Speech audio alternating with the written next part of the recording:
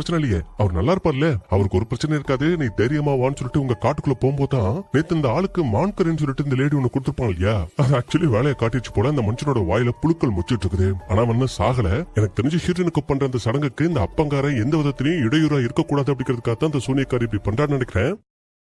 அதே மாதிரி இந்த லேடியை நம்ம ஹீரோனா அப்படியே காட்டுக்குள்ள நடந்து போயிட்டு இருக்கும்போது தான் நமக்கு இன்னொரு ஷாக் காத்துட்டு இருக்கு. என்னன்னா முன்னாடி சீன்ல, அதாவது நம்ம ஹீரோன் இங்க வரதுக்கு முன்னாடியே ஒரு குட்டி மான் செத்து போயிருக்கும். அது மேல கையை வச்சு இந்த லேடி ஏதோ மந்திர வார்த்தையில சொல்லிருப்பாங்க இல்லையா, இப்ப அந்த மான் மறுபடியும் உயிரோட திரும்பி வந்து உட்காந்துருக்குது. சோ அதை பார்த்து கொஞ்சிட்டு இவங்க மறுபடியும் அந்த இடத்த விட்டு கிளம்புறாங்க. அப்ப போற வழியில ஹீரோயின் கேக்குறா, ஆமா உங்களுக்கு எனக்கு ஹெல்ப் பண்ணணும்னு ஏன் தோணுச்சு, நீங்க எதுக்காக எனக்கு இதெல்லாம் பண்ணணும்னு கேட்டா, நீ கேட்ட அதனால நான் பண்றேன், இல்ல நீங்க என்ன சொல்றீங்கன்னு புரியல, அது நான் பேசுனது உனக்கு கடிச்சு, நீ பேசுனது எனக்கு கடிச்சு, உன்னோட சாபம் என்னோட பரிசுன்னு புரியாத மாதிரியே பேசிட்டு நம்ம ஹீரோன் அங்குள்ள பாறையில உட்கார சொல்றா. சொல்லி அவளோட காதுல ஒரு ஷார்ப்பான முள்ளு நினைக்கிறேன் அந்த முள்ள சொருகிட்டு உன்னோட வாயை திறன்னு சொன்னா அப்படியே ஹீரோன் கேக்குறா, வாயை பொழக்கிறா. அப்ப இவளோட உடம்புக்குள்ள இவளோட வாய்க்குள்ள போச்சு இல்லையா ஒரு பாம்பு, அதே பாம்பு அப்படியே நம்ம ஹீரோனோட உடம்புக்குள்ளேயும் போற மாதிரி